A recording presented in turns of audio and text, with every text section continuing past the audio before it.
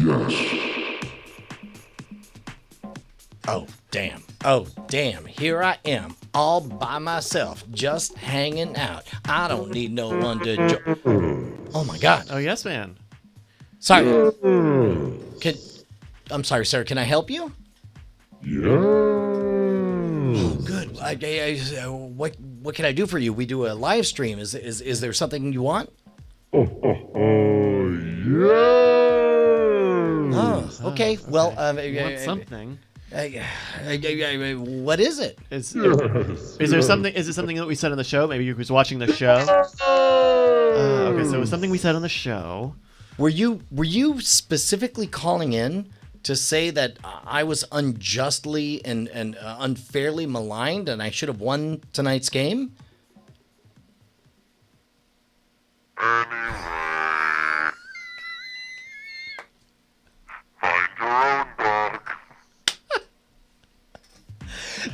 That's actually a fairly decent representation of what we were trying to say in the magic creation phase of our magic podcast. Was that there's more power in the restrictions than in freedom.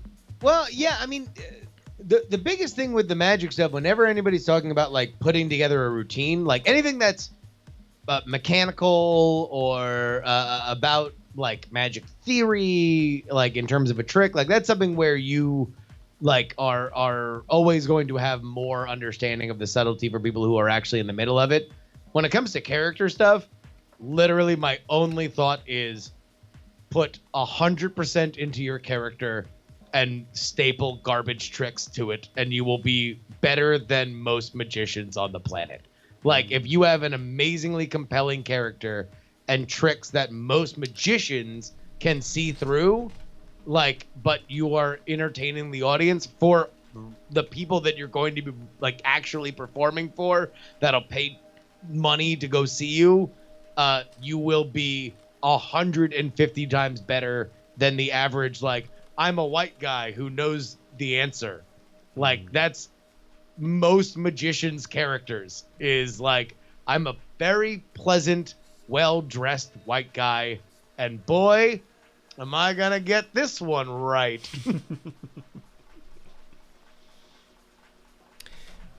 Yeah. Let's take a look at some show titles before we get into Hearth and Notes, which it sounds like we're probably going to do. We're going there. We're going there. We can't stop it. So nightattack.showbot.tv is where we have all the titles that you submitted during the show with the bang S command. That's exclamation mark S, including our top one. I drink a lot of soda, which is very good. So I'm reading the Mueller report. Actually, I really do dig. I drink a lot of soda. That's. I mean, it's the exact right about like I'll know once you figure out what that's about. You'll know it when you see it. Yeah. And the well, let's take a look at some of the rest of the things too. Also, so we got the Devil's Almond, Hearth and Oats get the Devil's Almond is pretty good too, because I still have issues with that name. Tada, Not the Gathering. The angry. Actually, hold on. By the way, that has been forever my favorite explanation. Whenever I say that I used to write a magic blog, is Tada, Not the Gathering. The Angry Chicken Podcast. Bryce, what's Hearthstone? The Angry Chicken Podcast. This Close to Legend and Single. Big Animal Horse Penis Dildo. Hearthstone Intervention. Tadana the Gathering, Bits for Bonnie, Hey Boss, I'm Rank 1, Nexusential Crisis. I think that's Enter the Nexus. But I wonder, he said aloud, assuming Twitter activity, if the Angry Chicken would love to have Brian on as a guest if he made Legend. If only someone could ask them that exact question. Let's see. Hearthstone Anonymous, The Return of Hearth and Oats, When in Rome, Eat the Cheese. Today I fucked up the Mueller report. Pause within a pause within a pause within a pause. Let's see. Wait, what was that next one? Bryce has the sweetest jizz. Screw the Pooch. Screw the Pooch is pretty good. The Intangible Wife.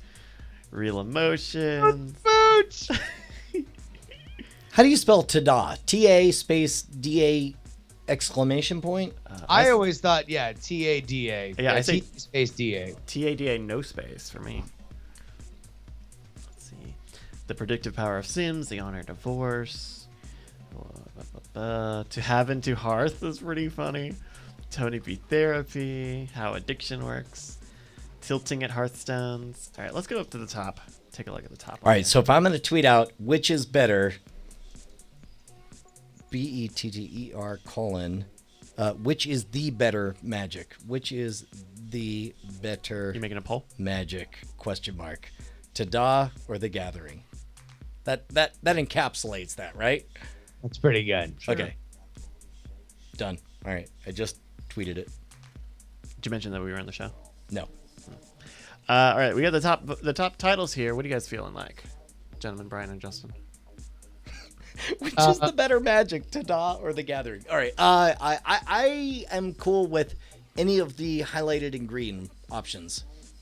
Yeah, I would say I drink a lot of soda is my favorite. All right, we'll do that. Thank you very much to JKing206 for that. I'm going to write an email, and then we'll get resituated for Hearth and Notes.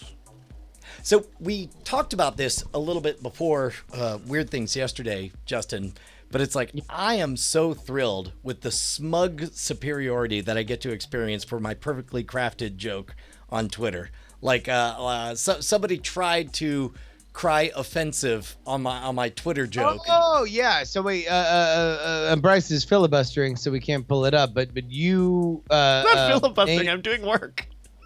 Well, He's asking us to filibuster. It's fine. Yeah. Which is also, if you think about it, a filibuster unto itself. I agree. I'm on Justin's side on this. I'm sorry, I don't often Bryce, I'm have trying to pick a excuse side, but here the I am. audience from wanting to see the thing, like trying to provide cover. You're welcome. Okay, no, I'm sorry. Continue, please. Yeah.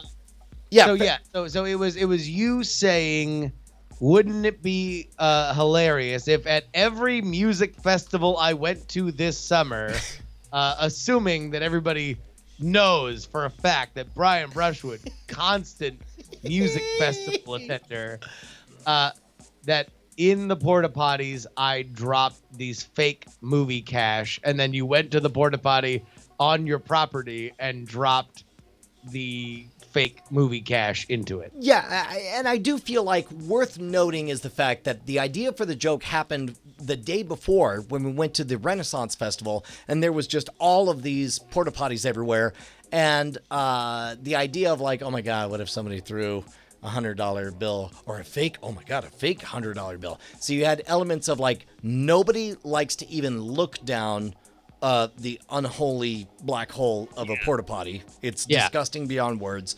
Also, the imagine, like I think I had previously tweeted around Halloween the idea of dressing up for Halloween as your cell phone falling into the black hole of a porta potty. So there was something of like, oh my God, a deep-seated fear is something I care about down inside of a porta potty. And then the idea of it being kind of a prank, a mean thing, would be put a fake $100 bill down.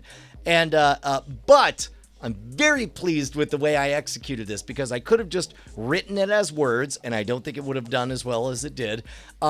Instead, I took pictures of everything and specifically made the foil in this scenario at the music festival, just because you can't think of somebody at a music festival and not think of them as either wealthy, in their 20s, deserving of comeuppance, or a high. And so I don't know, I was just very pleased with how I wrote that joke. I don't want to note you. Oh no note away. Can I note you? Yep. All right. Yep. Yeah. Buenos noches. I've already gotten one note, which is it should have been specifically about Coachella, because there is a reputation for that particular thing. I would say literally just that last picture. Yep. Just the picture of the two hundos in the blue water, half submerged. The only words typed above it: what do you do? You get to the same. So you lose the prank, but now you are putting everybody in that scenario where it's like, walk into a porta potty, and you maybe even keep the music festival. What do you do? Like now it's a universally understood you are proposing this, but now you are not the merry prankster. You are just putting everybody into your flip-flopped shoes. Hold on. Okay, can we meet in the middle? Yeah. Similar to the Morpheus meme, impact font, all caps above and below. It says, "What if I told you ... you could attend Coachella for free, or you could get a refund on, you could get back your Coachella ticket price." Yeah. That's too complicated. Yeah, you'd also have to throw a few more hundreds down there. Correct. Yeah, I don't know. But look, I think it was very funny, and I think anybody who was coming after you is just Twitter. Correct. And there was only one person, and luckily this was a bulletproof comedic idea. But, this is one of the things where I think all of us have a tendency to perceive social media as a way to get people to go to something else. And I'm very into the idea of every venue wants to be its own format.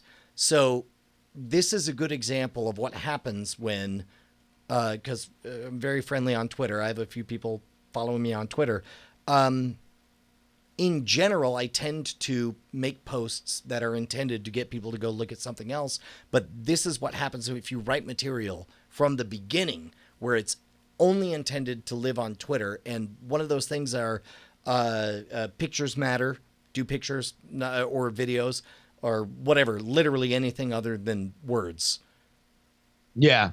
And make sure the whole story is self-encapsulated. Oh, no, I totally believe that. I think that it is like you are only ever going to be on that platform talking to people on that platform. Right. Like maybe if people like you so much, if they're like really, really, really into you, then they'll follow you to the next club. Right. But it's like in general, the vast majority of all your communication is just for that. You're never going to move people off that platform. Like that is a rare gift. I guess I'm thinking about like Bill Burr on Conan O'Brien. I will watch unlimited amounts of Bill Burr on Conan O'Brien. He probably has a podcast. I could probably go straight to the Bill Burr. Also, I bet Conan has a podcast. I bet I could go to that. We'll do neither of those because I know what I love is seeing Bill Burr on Conan O'Brien. Alrighty, I think we are at least in a position to start this thing. Do you still have the mouse thing on your laptop? Let me see if I can get that started. Because that would make a lot of things easier. Yeah, so we're gonna. I guess we're gonna do some Hearth and Oats. Huh? Yeah. Should we change the designation of this show? Oh yeah, let me update the Away dash. from IRL.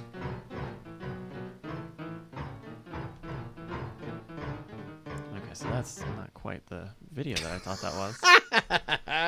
What was that video? It was Maneater in a MIDI style.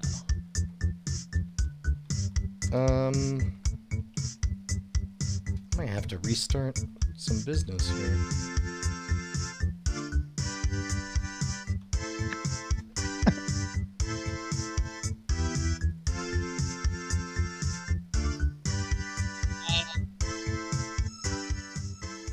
Brian, had you heard about the guy who tackled Bret Hart, the famous wrestler, at his Hall of Fame speech? No, I did not. So a crazy scene. There's a random guy ran up. They were doing the Hall of Fame, the WWE Hall of Fame, in the center of this arena, like in a ring. And some dude literally ran in and tackled Bret Hart, only to get hilariously brutalized by every other professional wrestler that was there.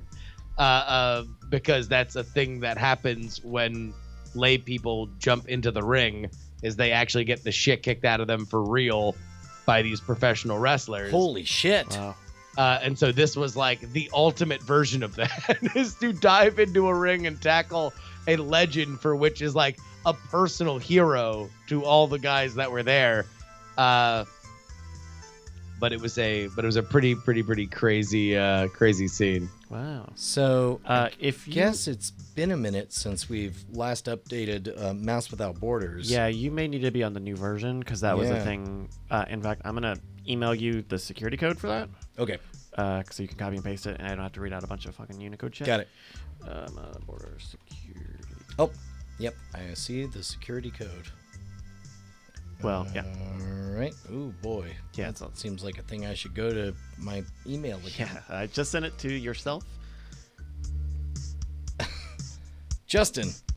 Yeah. How about you filibuster, my buddy? Justin, so Hey. that was like during WrestleMania, right? Because I remember during when we were recording those Record Breaker episodes. Yeah. One of those fellows was like in the Skype chat posting that it had happened. I guess live. It was during that weekend. I They have a whole dedicated like Hall of Fame ceremony. Mhm. But it was my obsession for like several hours because there was no televised footage of anything after this guy like slides into the ring and tackles They cut away from it. Bret Hart. Like, yeah, so the screen went blank, and then throughout all the aftermath, they just showed the crowd. Mm-mm. But all the cell phone footage told the tale of just the like violent beating that this dude, who by the way was wearing a Rasta hat with fake dreads sewn in, Okay. clearly a disturbed person. Switchbox. But there's one great clip that if somebody can find, maybe we can distract ourselves with for a Yeah. second. Of So yeah, because I saw what I heard is that they cut away and showed the audience because a bunch of fellows were wailing on this guy. oh yeah, so like one of the first guys that's in there is not even a wrestler. He's the husband of Ronda Rousey, the a female UFC fighter who then became a wrestler and wrestled at WrestleMania. He was like the first dude in there. So this guy is like not even a fake bodybuilder who like is like doing gymnastics as professional wrestling. He's a literal like person destroyer Yeah. for a living, and he's on top of this guy just beating the living shit out of him. Mm-mm. So they just scrape his ass out of the ring, and as they're walking back, and this is the clip if somebody can find it, one of the then tag team champions literally just in a move that you are either an experienced person who's a shithead who gets into bar fights or a cop. You pull the move of you're walking a guy out, and then without looking, like the no look one punch like right to the face that just knocks the dude out. Like that is not done for the first time at that moment. Like Yeah. that is an experience move. There is muscle memory on pulling a move like that. If somebody can find that, Yeah, that'd be fun to see. Wow, man. Yeah, it you've got to have some chutzpah to decide to try to tackle a professional wrestler of any caliber. it's so it's a great YouTube deep dive if you ever want to get into fans running into wrestling rings. And the older the footage, almost universally, the better it is. That this is like it's almost when you listen to wrestlers talk about it, Mhm. it's like their favorite thing, like that somebody was dumb enough to get into a ring, and then whether or not you're a good guy or a bad guy, a referee, everybody whips the shit out of the asshole who decided to run into the ring. That is the thing to do. Let's see. We've got some sort of footage from ET. Eric, can you frame for 30 seconds, Justin? You got it. You got it. We are going to see whether or not this is the Dash Wilder uppercut. All right, I feel like Chimera might have got it. Let me see it on my end here. Yeah, that I feel like the moment happens.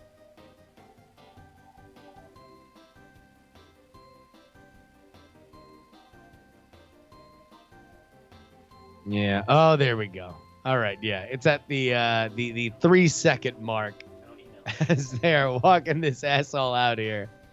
It is a one-hitter quitter too. This guy fucking goes down like a sack of shit. Is it this ET clip? No, here? no. It was the one that Chimera put in there. Oh, okay. Yeah, here we go. Dash Wilder uppercut. This is back in the old days. There we go. He Woo. just walks away. Boom. Ooh. Wow, man. This guy has spent the last 10 minutes getting absolutely decimated by like 4 of the biggest dudes you've ever seen in your entire life. And then that's the cherry on top on the way out. Oh my gosh. I sent you that link, Brian. All right. Here we go. Yeah, man. Wrestling. That's just crazy. So yeah, no, it was a dude in the crowd that we can, by all available evidence, including a very Whoa. that was him. Oh my Tack gosh. Bret Hart. But I that missed guy it. I in missed the it. Can you salmon back jacket. that up? But it'll replay. So the guy in the salmon jacket that is the first one on him, that's an actual MMA fighter. This is gosh. how long ago or? A week or two? It's 2 weeks ago, yeah. weeks, yeah. Holy cow. Man. By the way, Bret Hart is older than fucking dirt and a cancer survivor. Let me see. I'm just gonna read And that. also just like a legend in the business. So Here like it is. What was your take on the on just kind of out of nowhere John Oliver taking on WWE? Do you think that was a work? You know, it was a well. It is certainly an argument that deserves to be had. The employees or the independent contractors of the WWE should not be made to sign. If they are going to sign exclusivity agreements, they should certainly have more freedom in them. It should be at least on the WWE side understood that they should allow them to do more stuff than they do. I agree. Like the important part was about the exclusivity agreement, not about whether somebody chooses to be an employee or an independent contractor. And Because we're, in we're general- we're on the same mind that it's like, I think at the end of the day, the only thing that I think crossed into weird territory for me is that the demonizing of the idea of the independent contractor or the idea that a union solves everything. Yes.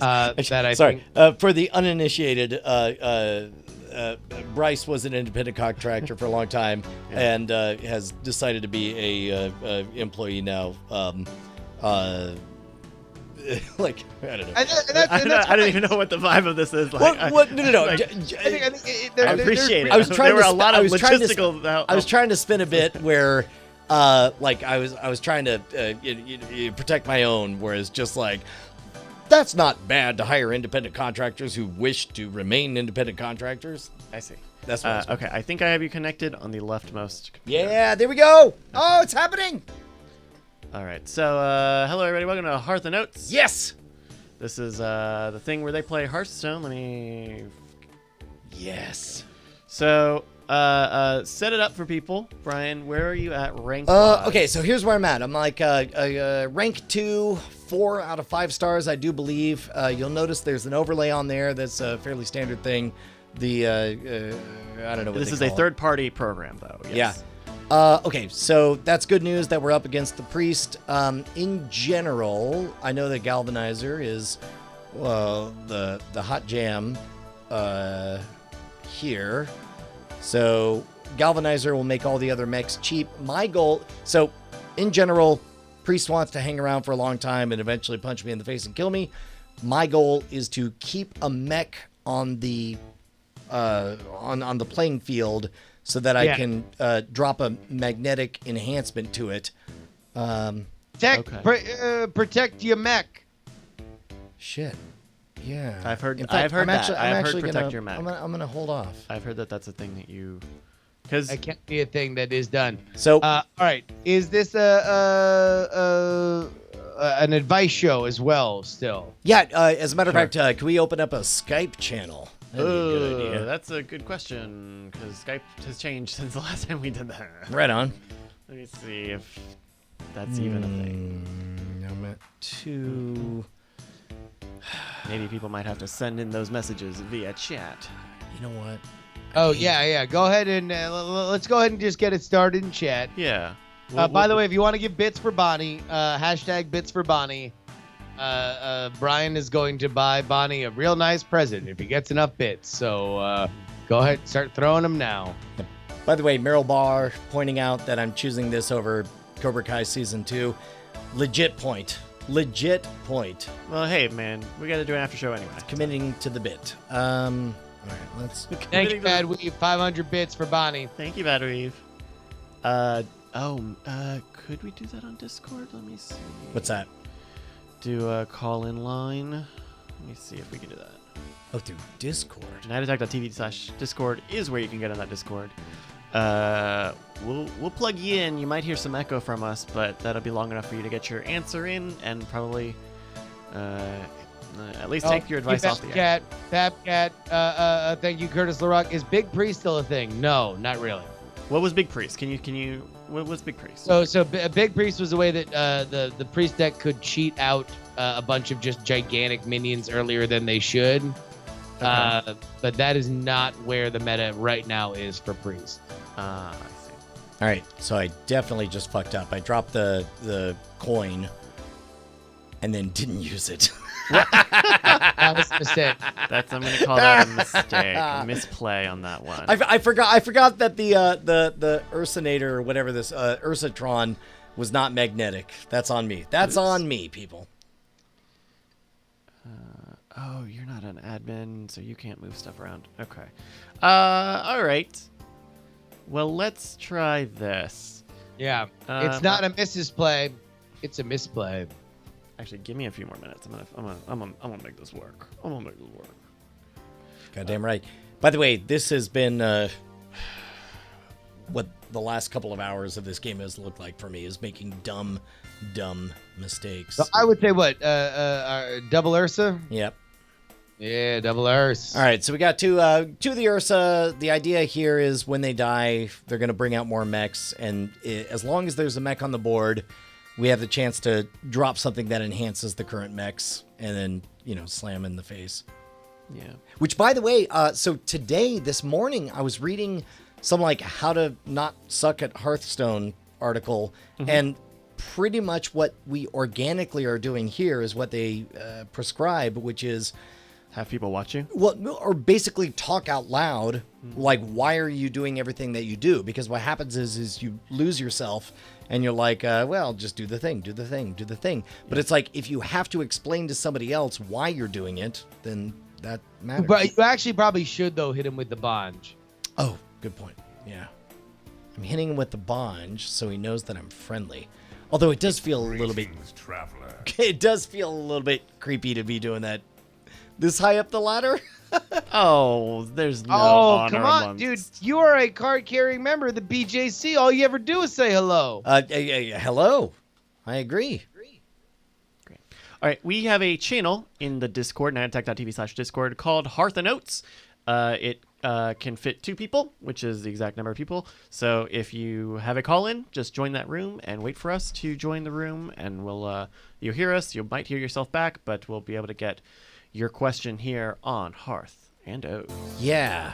Justin, explain to everybody what we do on Hearth and Oats.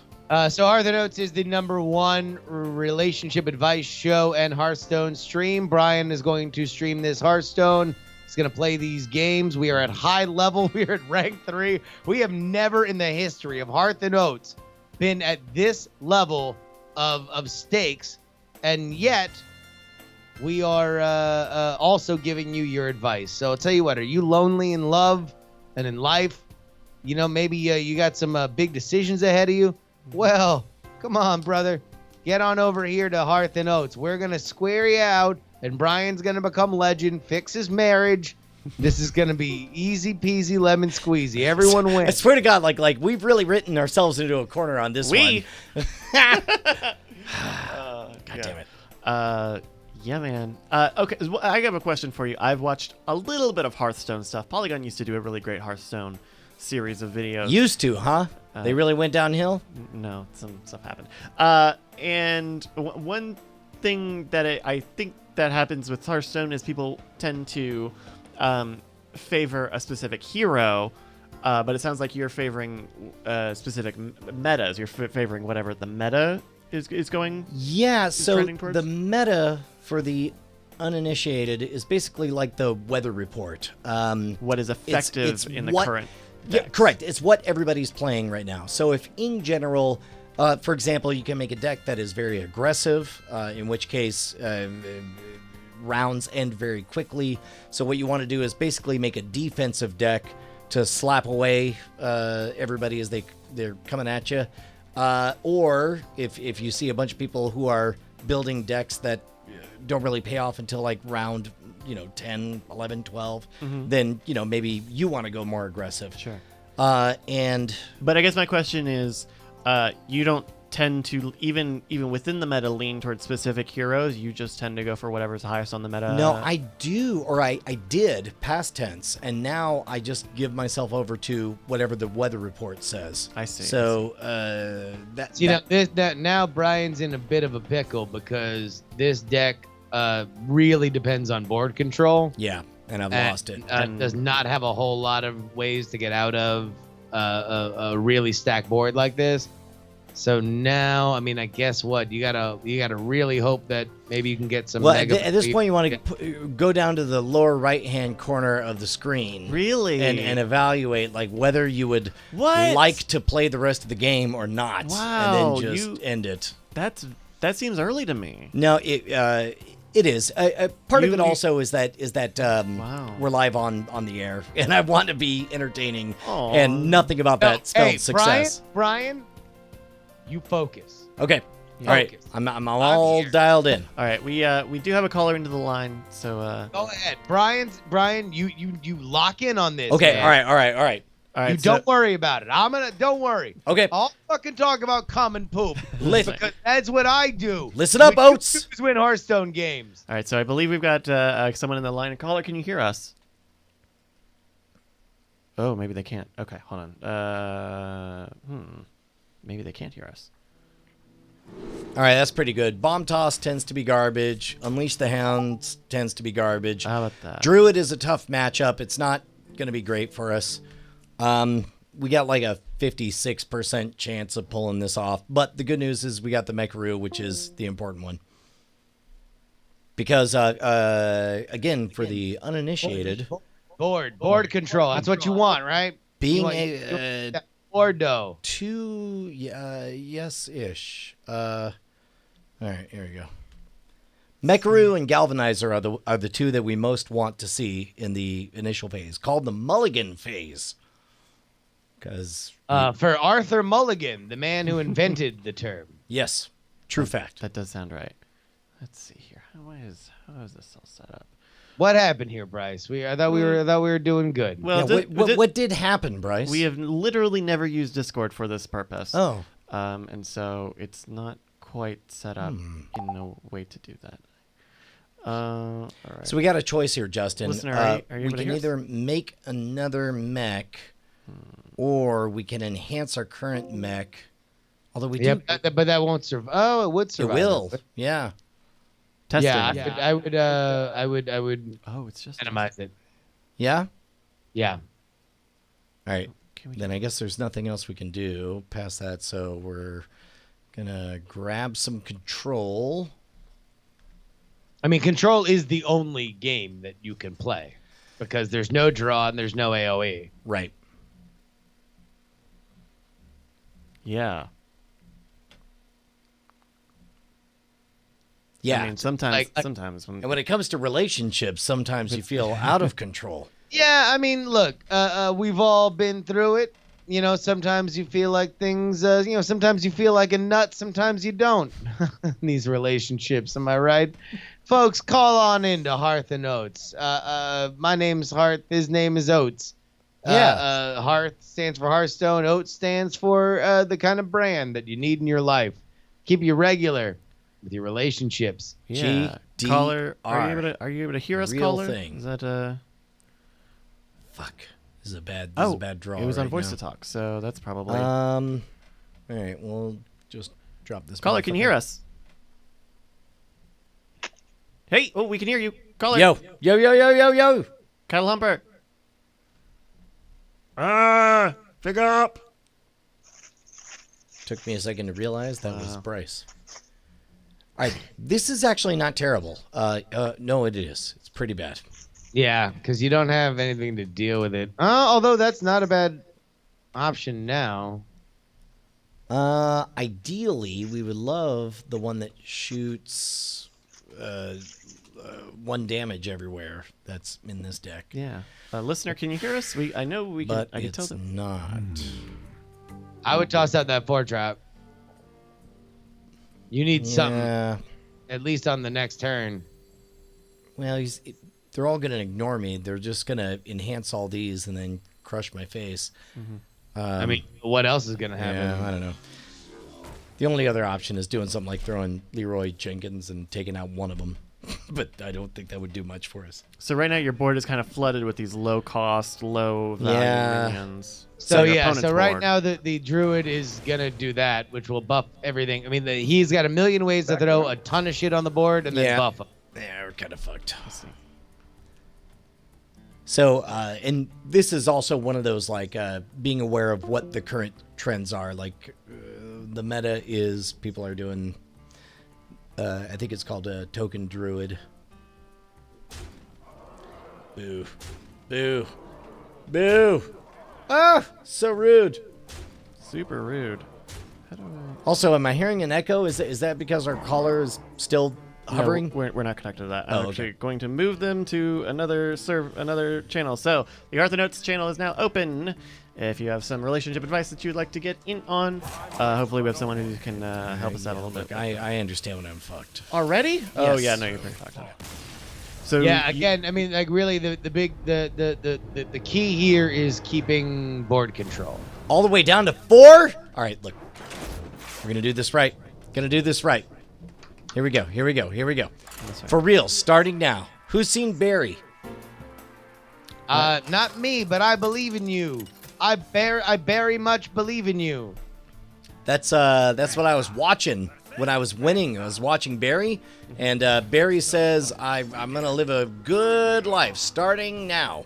yeah. And so, here I am. Last time we talked on the show last week, you had a huge run while you were eating these insanely hot wings and kind of out and about. How I agree. I should go get wings. how was the aftermath of that?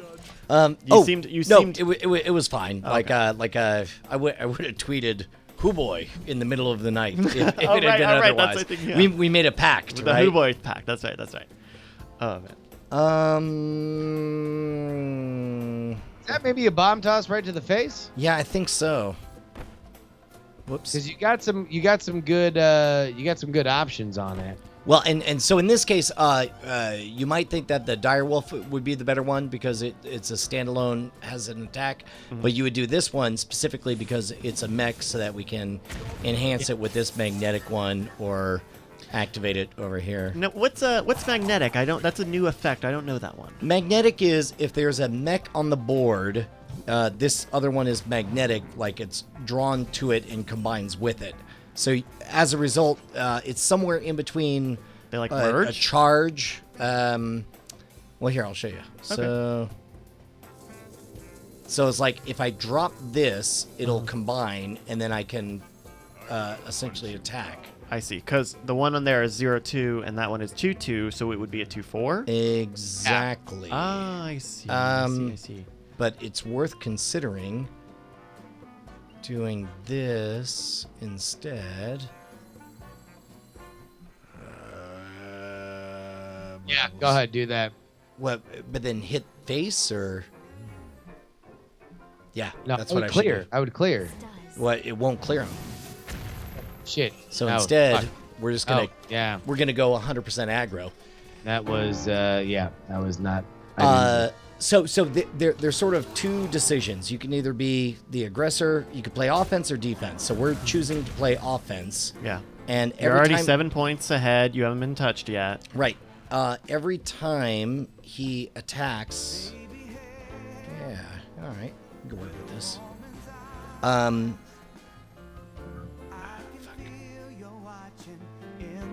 So every time he attacks, I basically think of it as he's wiping my ass, and so it's like my job is to shit all over him, and his job is to wipe my ass. I see.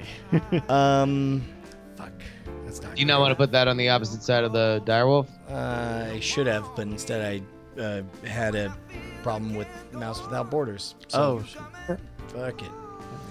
Yeah, reminder, nightattack.tv/Discord. We have the Hearth and Oats room in there just for the stream. Join in. Spin-12 about to call in. That's right. I saw him. I'm going to give relationship advice. Yeah, just hang out in the room, and we'll see you and join, and try and help you out. Help you out in life. Help you out in love. You know, Relationship advice. relationships. Okay, so here we go. There's a... God damn it, it's not a fucking mech. Fuck. So you're makes ahead sense. 30 to 20. 9 to 18. So- you're Ahead is a bit of a funny thing because, like, yes, that is the current state of our healths. But the question is which one of us is closer to their objective?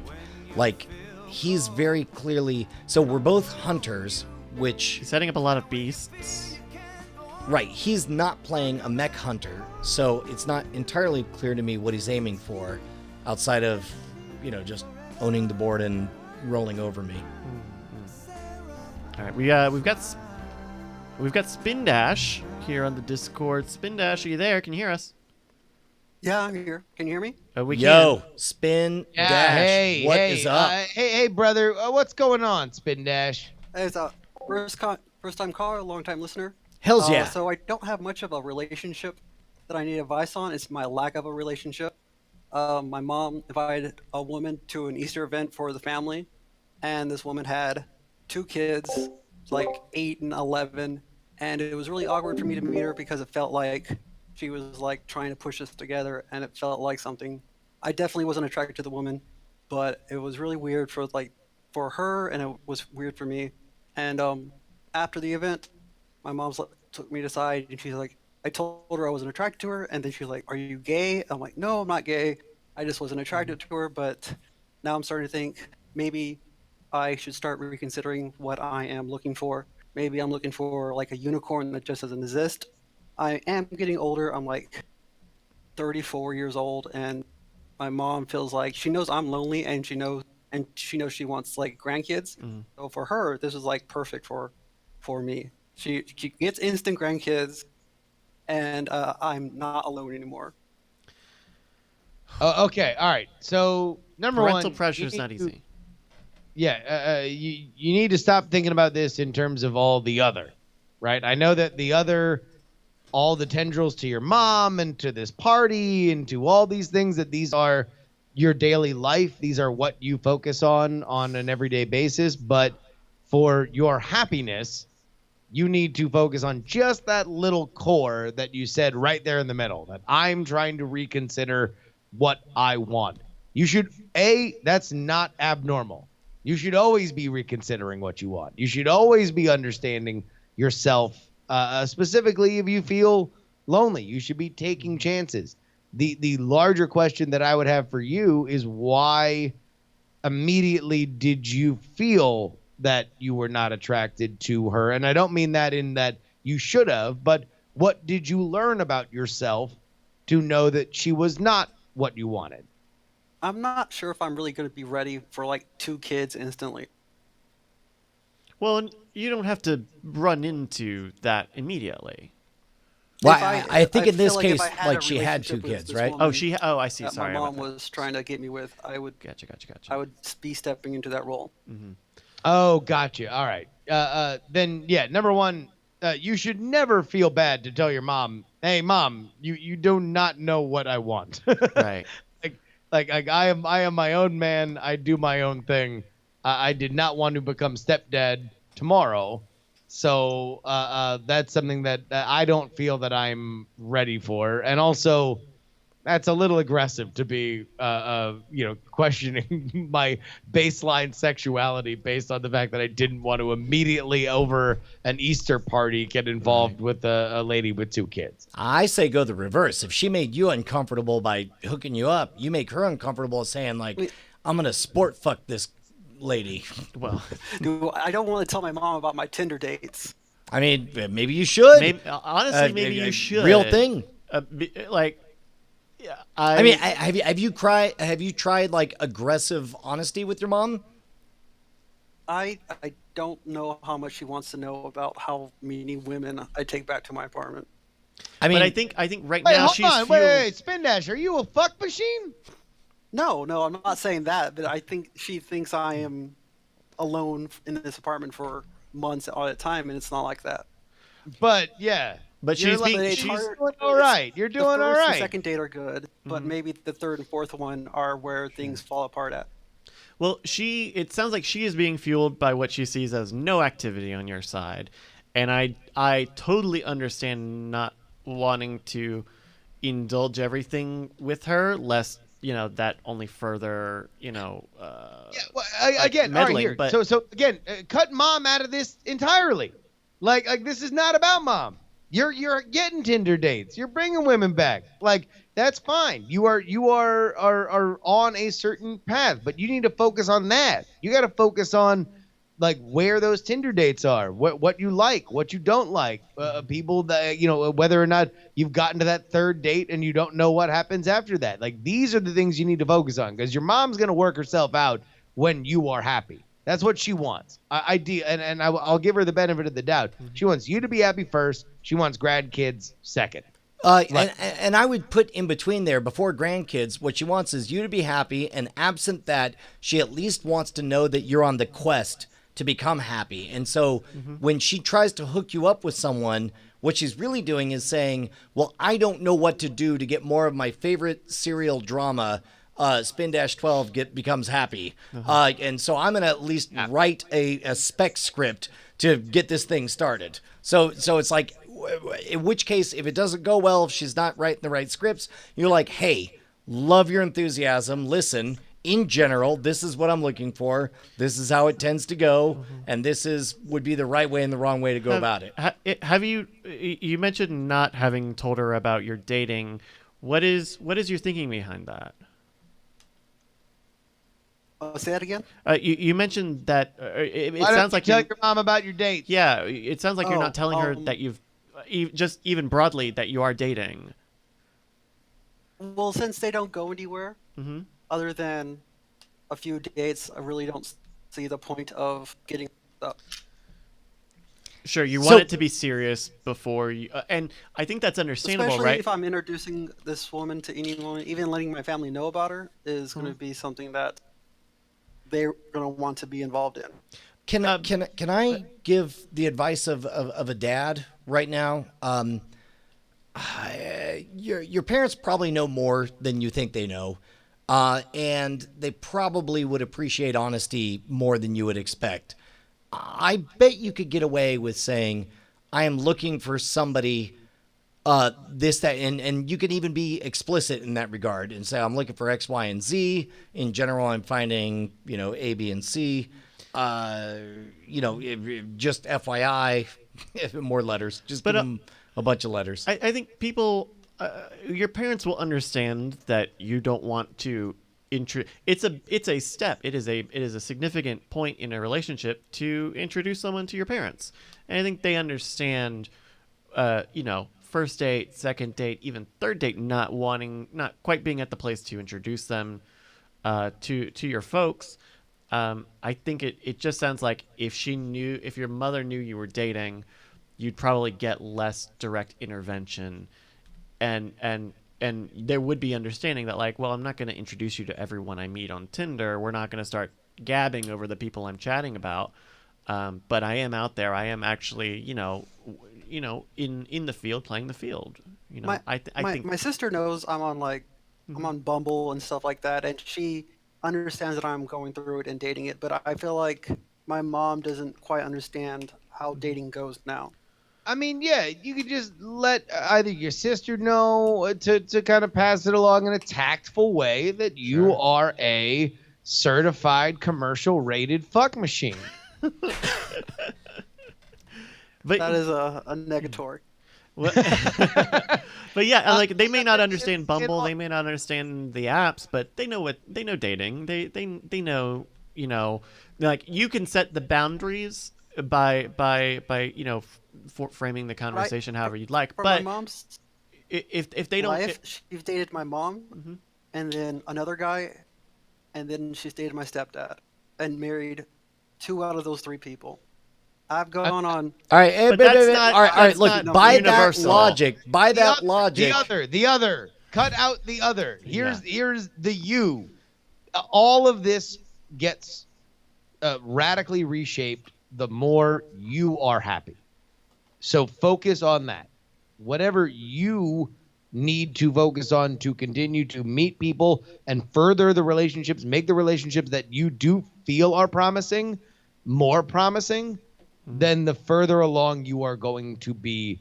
The more you focus on everything else that is these things that are echoing around you, including family, including friends, including life, the more you're going to distract yourself from making those, maybe that promising second date that doesn't turn into a third date, or the promising third date doesn't turn into a fourth date.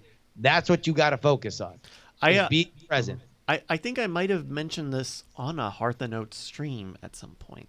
But part of the catalyst for me coming out to my parents was that I was living with them, and my mom was insistent that she set me up with this girl at the salon that she goes to, and it was it was this thing of like, well, I'm doing this for you. Why won't you try?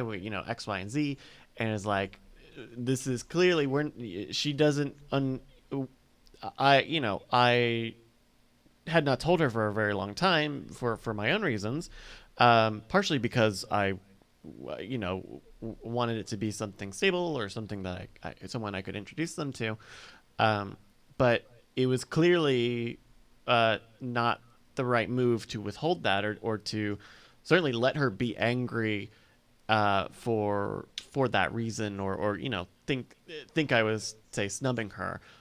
It's certainly not a one-to-one thing, but understand that, like, you can either give her information and try to give her something to work with, or let her continue to be in the dark and keep making moves like this and keep assuming what is unspoken, when you can deliver information, you can deliver something real.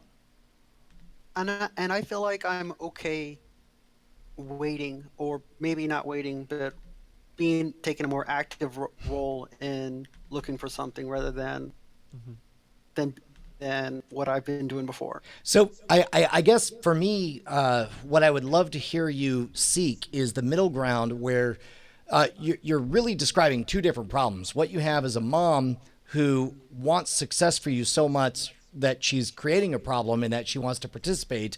And then separately, you have your own quest to find love and affection. So what the solution to me feels like is involve your mom in the plan just enough that she feels like she has a stake in it. And part of that means, as Bryce brought up, educate her into what your preferences are. If there are things that are off the table, then give her a quest and let her know that in general, this is what I'm looking for. Yeah.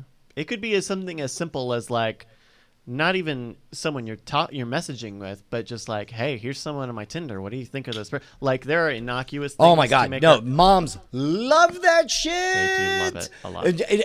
And freaking break some barriers, like full on, like 1 out of 5 would crush that puss. Am I right? Yeah, you are an adult. Your parents are adults. They this is a moment for, Man, They've seen a fuck machine before. yeah. Run into one. genetic. So, Well, it looks like I have a conversation I need to have with my mom and reconsider a couple of my priorities. Well, and by the way, if you're unwilling to take the full plunge and just like gross out your mom and say things that are transgressive in your relationship, then at least consider bringing up the topic where it's like, all right, mom, it's pretty clear to me that you really want to help me. Coin harvester? Oh, okay. Which one? I would have coin harvest. Harvest? No, I'm going to hold on to that coin because next round I get to go up to, I have options. But at any rate, if you're not willing to actually involve your mom, then start up a conversation of, hey, where is the border? What are the boundaries? What do you and do you not want to hear / talk about?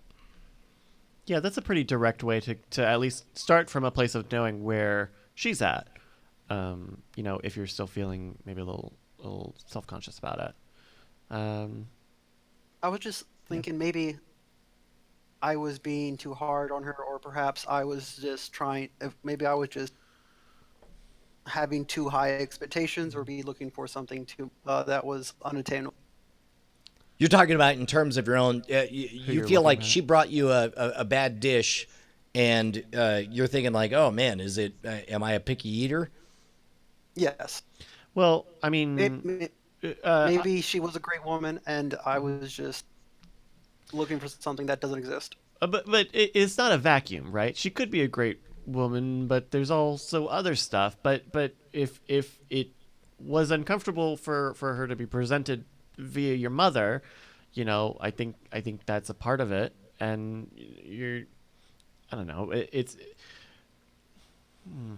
No, I don't know. that's a legit point. Like maybe she was the perfect dish. It could have been great, but if your mother brought gave to you it by to your you, mother, then who's staring at you, going like, like that's- that could be problematic. it's realistic. And also, this is just baseline self-doubt, and that is not something that you need to think is unique to you.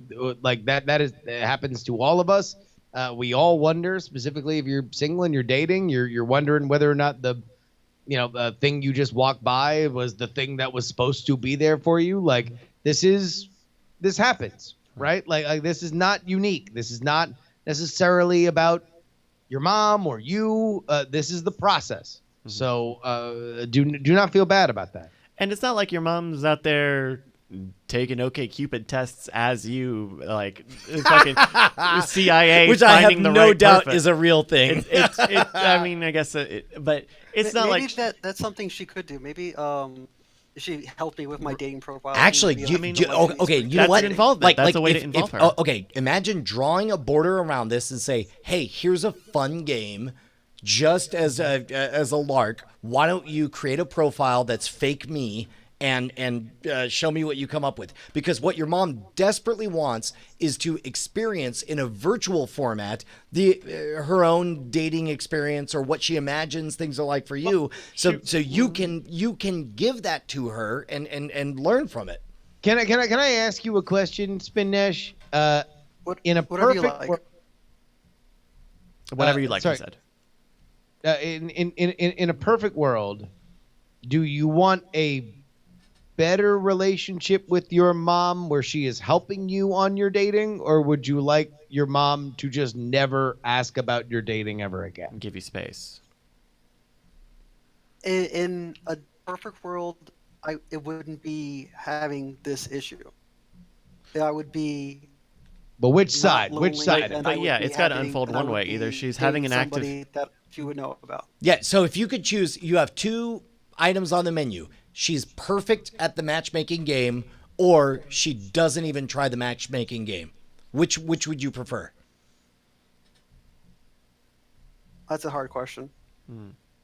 Well, and just Because I think know about that. my mom cares about it and wants to see me happy. Yeah. And All right, But so I here, feel like if I'm I'm going to doing take okay a on my guess, own. that answer is you want your mom. You would prefer, you have a good enough relationship with your mom that you don't want to disappoint her. You believe that she is, smart and cares about you and loves you, and therefore, in a perfect world, like even where we're assuming that she is better at this beyond what she has shown, you would love for her to be involved. And if that's the case, then I think that's something that you need to make an effort at. Like, this does not happen in a vacuum. And also, let me just tell you this: I can just hear it in your voice, man. You can't blame yourself. All this comes back to your own self-doubt, and this is not about that. There ain't no big prize for being so cataloging literally all your flaws in real time. Bryce and I talked about this in Austin. He said he was feeling a lot of self-doubt as well with OkCupid. Sure. Talked to him about it. He All right, Narc. said it online a while ago. No, I've talked about this. Yeah. And I appreciate that because it is pretty vulnerable and it is very self-reflective. Yeah, and it is glaringly so. It is a perfectly clean mirror of self-reflection, right? Like the idea of like a dating profile, not like a social media profile, which is like a result of context and a result of the network that it's on and the people around it. It is you writing about yourself and presenting yourself, and that is difficult, and it makes a lot of pressure. But something that helps is involving people, either people you're close to, people like your relatives, your sister, your mom, friends, or going the opposite route and saying like, I'm going to do this. I'm going to just say I've got 30 minutes. I'm going to update this thing, and that's going to be the thing. This is the platform that we're running on OkCupid, Spin-2020, and then go from there. But it is. I'll tell you what. Here's an idea. If you want to kind of refuse to play the game and put, I don't know, magicians say if you want to hide it, paint it red.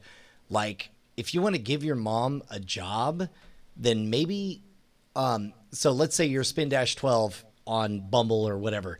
Let your mom create Mom of Spin-12 and then like let her create her own account of who she thinks you are and then label it as that. And then that seems like a novel jumping off point that might cause an eye-rolling, shrugging interaction to get started. I don't know. This is the dad talking. I think that's a very funny Twitter thing. I think if it was at Mama Spindash on Twitter, that would be a thing.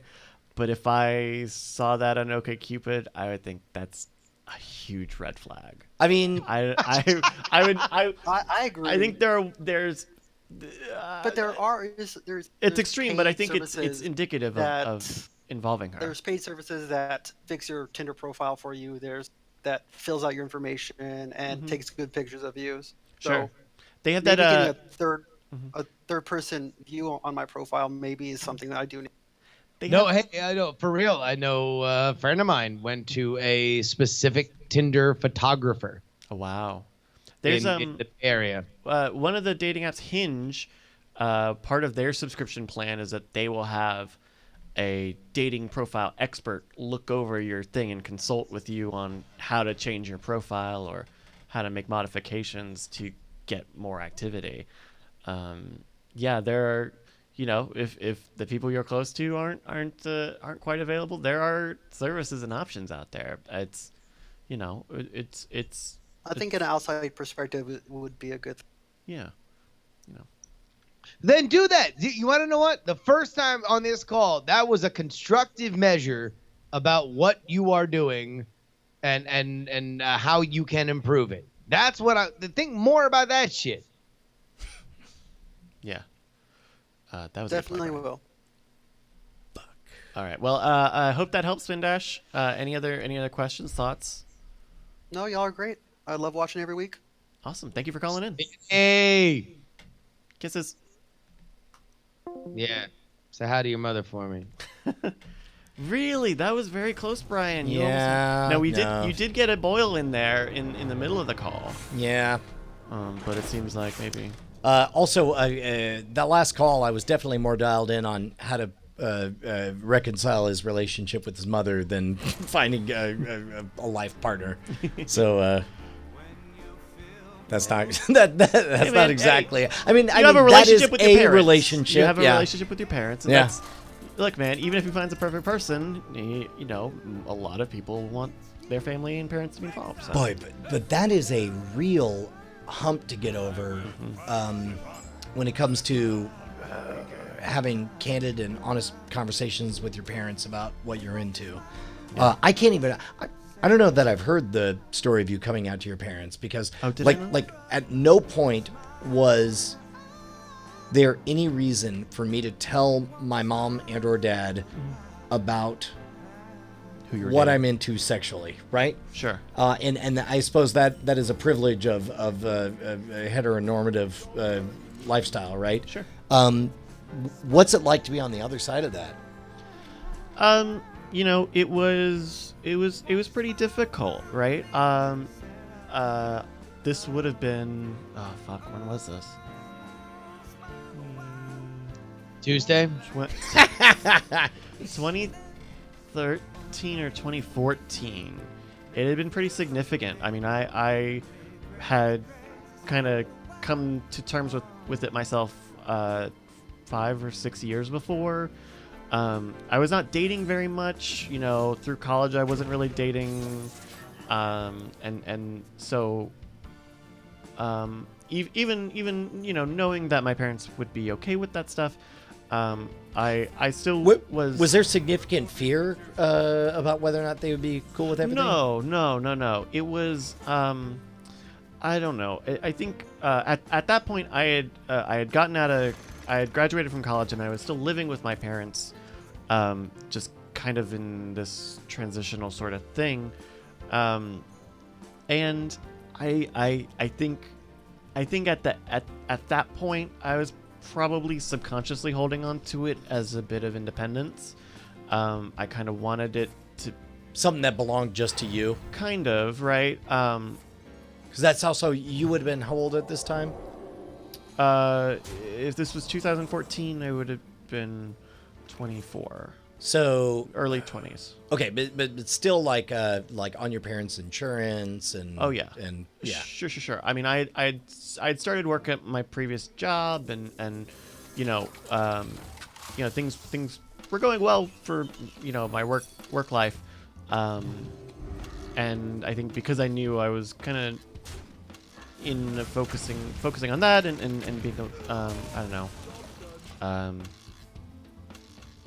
just wanting something to myself, but when it was the you know, it was a pretty heated thing of like, hey, you know, you should check out this woman who's at the salon, and trying to What was be your trying name? Come on, what was your name? I have no idea. Sandra. Invent the It was name. it was Invent the Sandra. It name. definitely cannot be Sandra. It was it was Lulabelle. Sure, yeah, it was a little about. But you know, it was kind of a heated conversation. It was like, well, you know, really, I would like not to. Please don't. I don't want to. And I you know, I think she was pretty. I think she was taking offense, you know, because I wasn't even giving this woman a chance, and so that was it. And then So she was reading it as a rejection of her involvement, her tests, Yeah. or her tastes. yeah, Yeah. or just her involved. Not even necessarily. I mean, if someone at her salon, I don't necessarily, you know. Again, it was not the Pentagon or NASA fucking putting computers together to find the right person, but you know. But she's nice and so friendly and that kind of stuff. Yeah. And so that was kind of the right moment, because I think there's a very significant chance that I could have not, and kind of just let that hang and come out to her and at another point, but I don't know. It was good. It was you know, and then so I had told her this was kind of late in the evening, and so she was like, well, you know, have you told your dad? And I was like, no. Like, you need to tell your dad, and so I'm like telling him was emailing him the next day. Oh, congrats on the win. Yeah. By the way, I love dick. Basically, like I was emailing him for some other reason, and the like not a PS, but definitely the second paragraph was like, also I told mom last night, but I'm gay. And his response was the second paragraph, and his reply also was like, cool with the time, cool with the gay. And I was like, awesome. Cool with the time, cool with the gay. 5 o'clock is great. Also, cool that you're gay. So I definitely am in a privileged place, especially in Virginia, where both of them were very accepting, and I knew that they would be, that's the circumstances behind that. I did not mention that. I swear I could have swore I did, but maybe it was a while ago. I mean, I don't know if you know this about the after shows. We tend to kind get of a little bit loose. Yeah.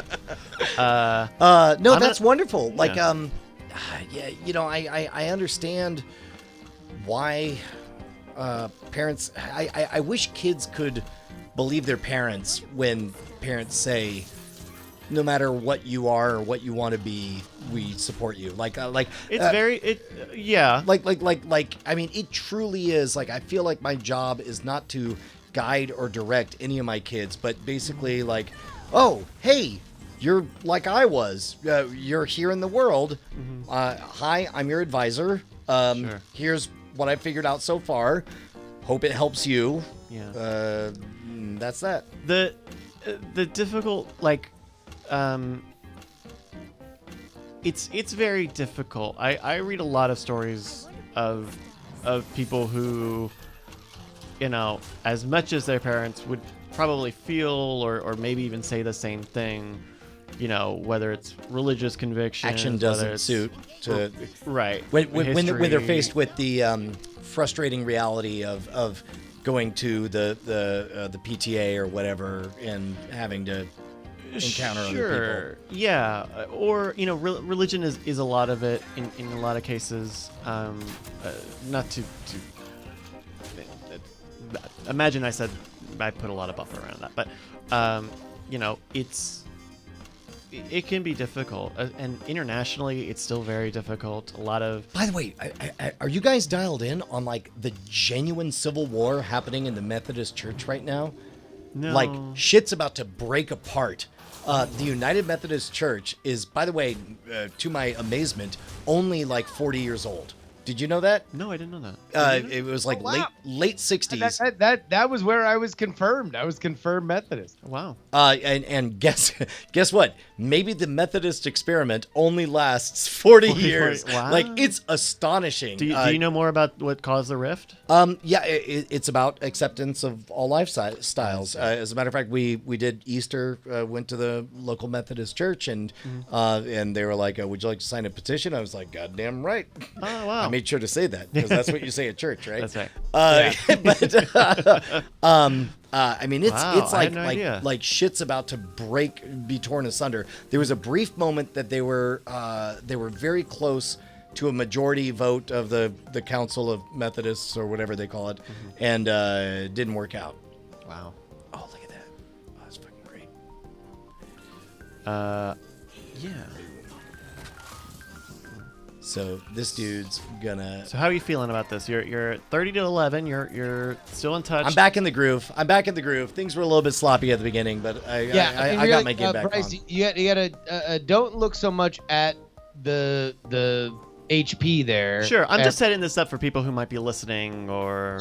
Yeah. No, but yeah, you want to set it up more in terms of the board control. As long as Brian is in control of the board, he is winning. Is that the part of this deck build is to be board control heavy? Yeah, and be able to basically slap away anything they put down, and be able to continuously, pop a couple of shots in the eye.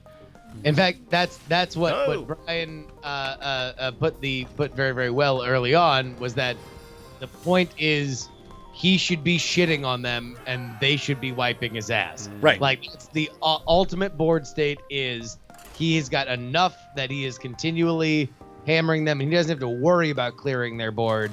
They are clearing themselves to stop him from attacking. The other big kind of enlightening thing, Druid's a tough thing.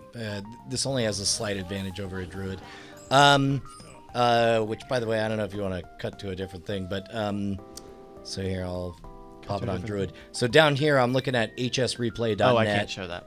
Okay. But Yeah, you have a screen that basically you tell it your opponent. You tell it.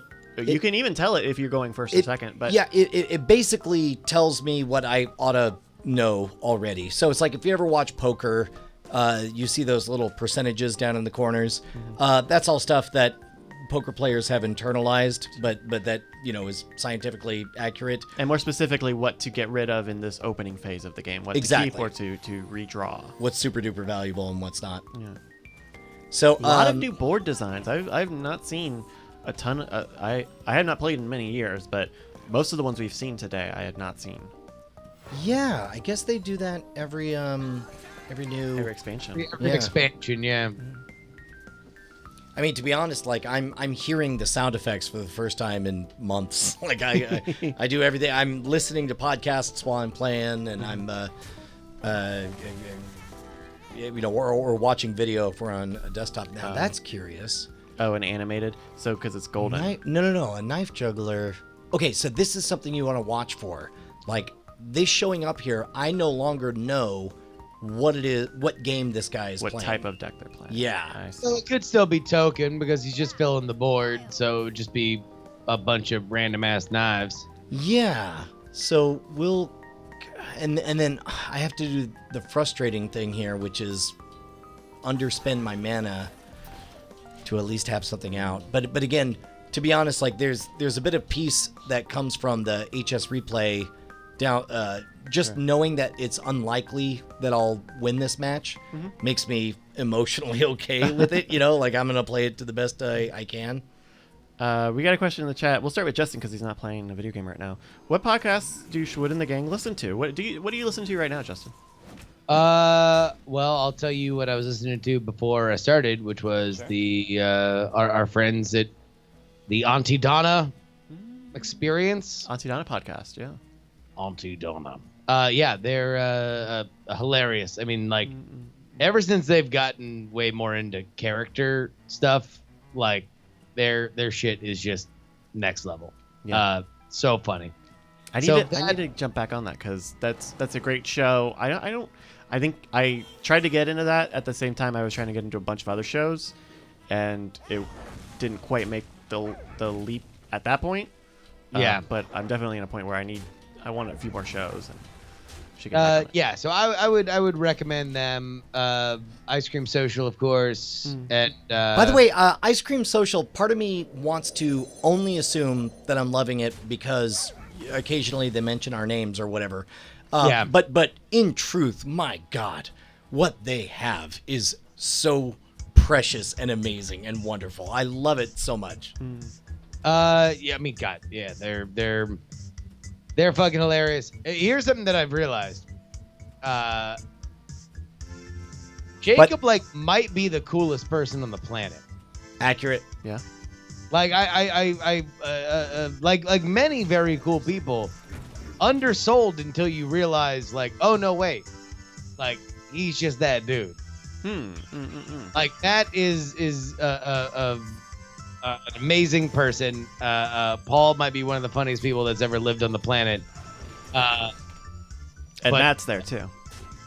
What was that? And Matt's there And too. Matt's there too. And Matt, boy, is he friendly. What I a said great guy. Matt's an amazing human. I said Matt. Oh, okay. So, Ice Cream Social, Auntie Donna. So yeah, and then other than that, I don't know. I listen to a bunch of like sports stuff because it's like nothing like anything I do, so I don't think about myself in relation to it. Like there are elements of when I listen to Auntie Donna that I'm like, okay, well that's cool. I know them personally enough that I can, make my own mathematical assessment of like, oh, okay, like how much of this is them actually struggling for this, how much of this is theatrical. Ice Cream Social is weird because it is just like a parallel show to Night Attack, like with even like similar kind of dynamics amongst everybody. So it's like I almost feel like that's like the closest I'll ever get to watching us. Yes, well put. That's good. Do you have any long-running podcasts? Anything that's like a legacy podcast? Oh my God. I will never give up Radiolab. I will never give up Hardcore History. I save for like half a year at a time. Wow. And then dive in like it's an audiobook. The Planet Money, man, reliable.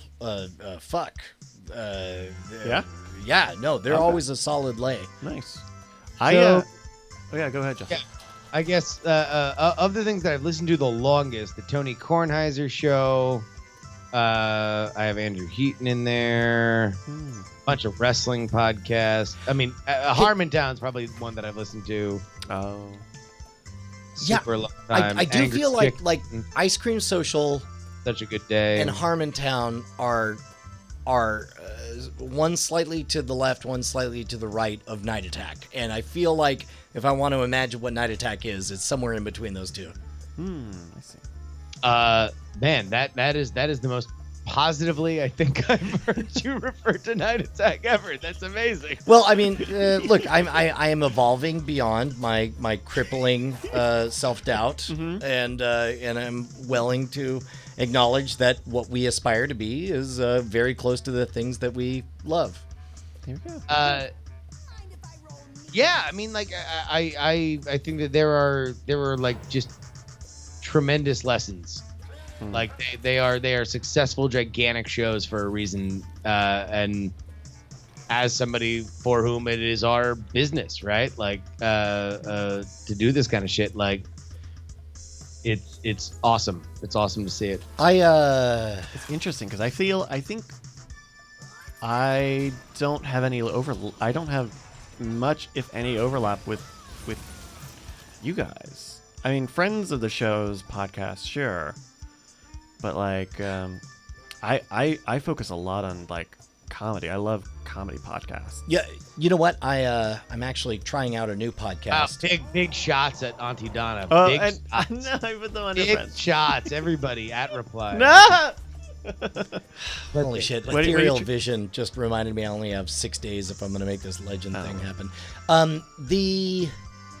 You're not helping, Ethereal. Yeah, it's fine. Everything's great. I'm trying out How I Built This with Guy something or other. I tried that after Andrew's recommendation. I really liked the Squarespace episode. I haven't listened to the new one about Bumble. Dude, you want some drama? Sure. Then dive into that Men's Warehouse episode with George Zimmer. Oh, okay. Because Yeah. fuckers founded a company and got kicked the fuck out. Wow. Like, that's amazing. And it's really interesting to hear the careful language he uses at that moment of the story. Yeah, it's pretty great. Oh, cool. Let me pull up my thing here. I have been Justin, do you want me to face or control? I would say based on your play style, I would say face. Yeah, I good think so too. make him do it. One of the best bits of wisdom I ever read about Hearthstone was if you can't think of a very compelling reason to not go face, then go face. So like those moments when I find myself like, ooh, should I do the one or the other? Then it's like always do the other. So in this case, look, he's back to wiping my ass, right? So it's like it's good that I went face, and now here he is, smearing my shit on his own face. Yeah. Lately for me, I have really fallen head over heels with What a Time to Be Alive, which is great. What is that? That's it's just a news countdown show. So they bring 5 news stories of news stories that make you say, "What a time to be alive." That's how the intro bumper goes. But it's 3 really great comedians talking about weird news stories. So I've kind of been going back through that a little bit. What else I got here? Blocked Party. Blocked Party is pretty good. That's talking to people who have gotten blocked by someone and their stories of being blocked online or on Twitter. I so rarely block anybody. It's Let's see. Jack AM. Jack AM just restarted their Jack AM FM feed, so their audio version of their morning podcast or their morning streams. Oh, great. Yeah. It's fucking hilarious, man. I try to tune into them whenever I can, but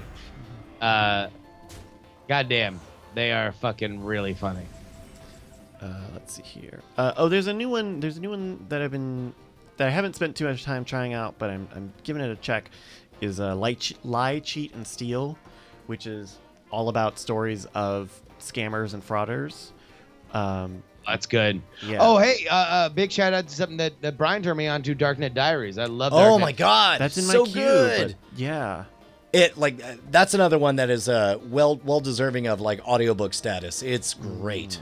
Yeah. Yeah, they. I feel like that dude is still Jack trying Resider. to Jack Resider's trying to figure out exactly what that show means itself to be. And I actually really appreciate it that it feels like a show that cares about experimentation, and sometimes it's going to be a straight ahead news story, sometimes it's going to be an interview show, sometimes it's going to be a totally interview based show, but it always feels like him, which is good. Well, and it's interesting as you know, he sent me an email. The whole reason I know about the show is because he sent me an email when he launched it saying, I think you'd be interested in it. And I was like, oh, hey, that's cool. How did I get on your list? Because I listened and it's pretty good. And he's like, no, I wrote you an email because I enjoy your work. And I'm like, oh, who would have seen that coming? But it's, I think You got this. Yeah, we got this. You got this. Just do it. Just yeah. Boom. No, I want such massive success because the quality of storytelling he does and the confidence with which he explains the world of hacker culture and all these things. He does a great job of giving you enough understanding of what a VPN is so that you are like, well, of course the government official should be using it or whatever. It's great. It's a great show. Yeah. I mean, I would say if you want to start out on it, the Black Duck Eggs episode is great. It is a great way of like taking a look at penetration testing at its highest level, at like the most espionage-y kind of level, and then tells like a really, really, really fun story out of it. His episode, I'll give you a counter on that. His episode describing the what, the why, and what culture did to interpret the fappening is extraordinary. Like I watched all of that shit unfold, and yet he tells it in a way as if he explains it in a way that my mom could understand, and it's extraordinary. It's great. I might have to say last call on game. Yeah. It's because it's midnight 30. Yeah. So What else? Ultratron. I'll keep that. I subscribed to SB Nation. You know how SB Nation does like a million little offshoots for different teams and stuff? Oh, sure. Yeah. They have one for Oregon, so I listened to their Quack 12 podcast. Oh, nice. Yeah. So now are you going to latch on to the XFL now that the AAF has officially declared bankruptcy? No, that does not seem likely. Dude, listen to Business Awards. Wait, you were just here for the AAF. The AAF was your one-time shot at spring football. I'm certainly not here for the XFL, is what I'll say. Wait, really? So you have built such brand loyalty that you are No, going to... it's not brand loyalty. It's not brand loyalty. It's anti Donald Trump anything. And Vince McMahon, a lot of yeah. Wait, no. Give me your issues about the XFL. I'm so curious. I don't want to support Vince McMahon. Yeah, whatever. The other Donald Trump. There's two Donald Trumps out there. He might be older than Donald Trump. But so you are anti Vince McMahon, Yeah. and so even if it was a better run version of the thing that you found yourself enjoying, you want no part of it. Right. For the record, I support your position. And let's be clear, the AAF was fine, but it wasn't like anything to write home about. I mean, literally, I'm asking yeah. you because you're the only person that I in my life would consider themselves an AAF fan. So. Sure. Yeah. No. I I think part of the AAF thing was it just ended up being at the right time, right? Like the spring right after I got into a football Yeah. team,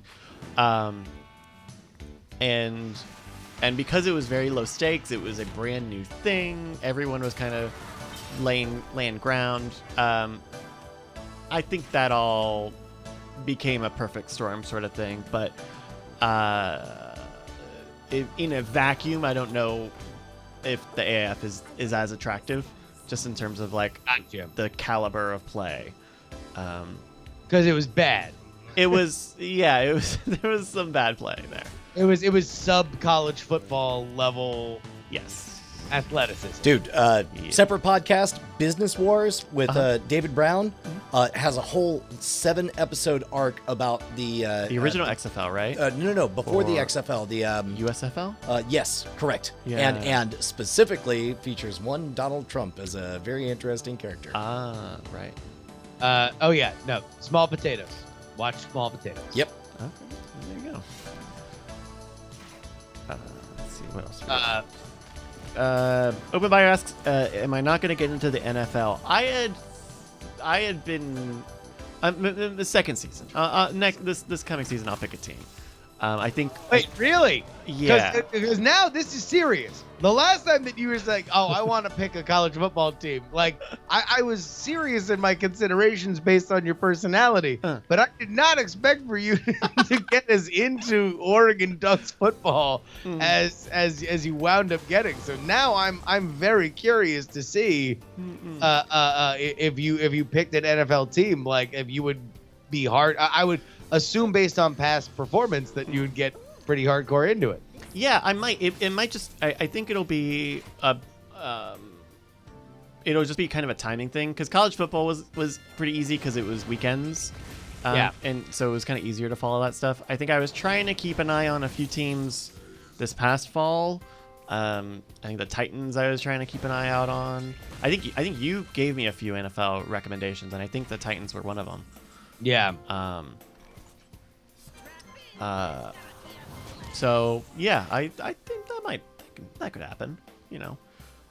By the way, audio listeners, like I'm fucking How crushing it you're- on this game. It's You're- great. Yeah, you're killing us. All he does is I got this fucking nanny. She's like a nursing student. She's wiping my ass. Oh, I see. The metaphor continues. Yeah. Do you have a team, Justin? Are you Dude, is you Take a look at Dolphins? this. I Bortles? was gonna. Oh no. In the NFL, I'm a Steelers fan. Oh, okay. Yeah, all professional sports pretty much. I root for Pittsburgh teams because of my stepdad. I see. But yeah, no, I mean it's I don't know. I'm in a weird space with sports lately because it's a lot of time. And like I always thought that it was kind of like a bullshit thing that like as you get older, your like prime sports watching years like, you know, become, you know, something that, you know, was in the past. And then like you have kids and then you wind up becoming more into sports because you are like then living it through your kids. Oh. But yeah, I don't know. I still love watching sports, but now like I actually, honestly, I love watching sports that I hear about on podcasts. Like I've literally had a relationship with the NBA through podcasts, almost exclusively. Like Not watching hear any games. Wow.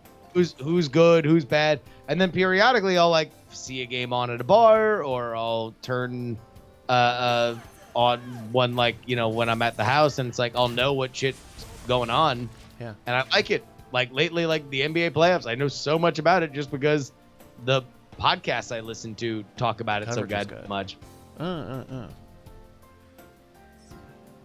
All right, if we're getting out podcast recommendations, Sure. is anybody still listening to 99% Invisible? I never got onto it. Have you fallen off?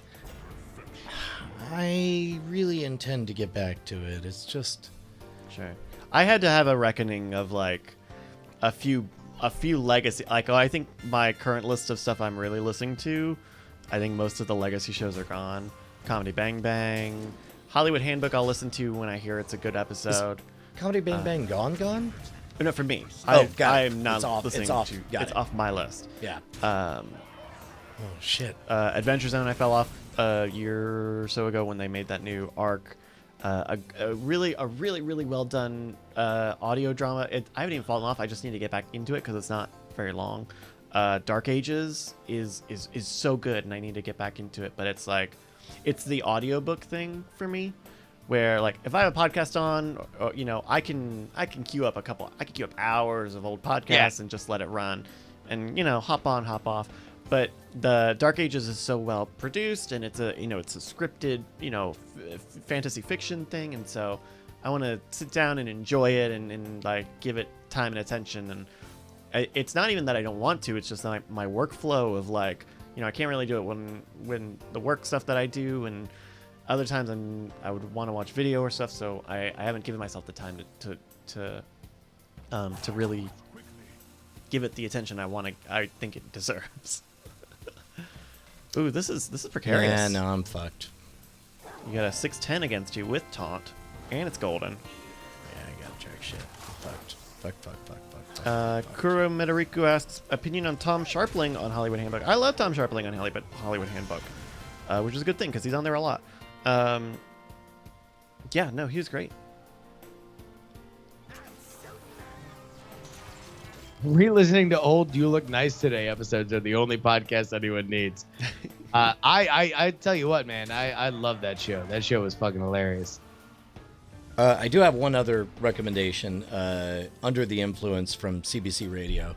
Like it's cheesy and very traditional radio. Yeah. And I love it for what it is. It's great.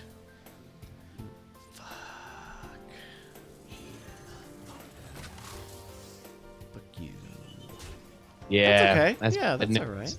So you've cleared the board. Yeah, but He's got some. I got him all the way down to like 6, and now he's up but to you 30. have no cards left. Yeah, he has a I'm lot of totally card poor, and he's like, basically he's weathered the storm of my aggro shenanigans, and now. Oh wait, this is actually great though, because this dude, when he dies, kills a random enemy. I wonder which random enemy it will kill. Oh, unless he silences nice. it. Well Wow. played. Okay. Clever. That's a good deck. This guy's doing all right. Well, hey, I want to thank Spin Dash for letting us dig all up into his life personally. Yeah, thank you, Spin Dash. Being the man who allowed us to give relationship advice. Agreed. And if we missed anybody, sorry. It's a tiny thing on a screen that I wasn't always looking at. But thank you so much for calling. Hopefully that helped. Not just Spin Dash, but everybody listening. All right. And if anybody wants to know whether or not I actually hit Legend, just watch my Twitter, because I will not be shy about sharing it. I'm tempted to just kill it. I'm with you guys. It's late. Like if it were up to me, I would have already ended this round. Yeah, this one's maybe looking a little. Fucking bomb warriors. All right, there we go, ladies and gentlemen. XOXO. We love you guys. Good times. Thank you guys for checking out the You show. know what? In fact, I'm just gonna, even though, there's no chance. I'm gonna end that shit. Give us that plogy. So long, asshole. Give him the explosion. Kaboom. That's been Night XOXO. Attack. That's been Hearth and Notes. We will see you guys maybe later this week. We'll have a rewind on the weekend. Jerry's doing streams all week. There's Ashley. Hey, we might be able to share some live shit. Looks like all the metal for the steel building is being delivered on Thursday. Okay. So, weather permitting, we'll watch a barn raising that day. Okay. Yeah. Very cool. On your Periscope or something? Yeah. Or And maybe- I will see everybody who's coming out to Vegas for the Frog Pants TMS weekend. That's right. Have a good time, gang. Bye, y'all. You're the best.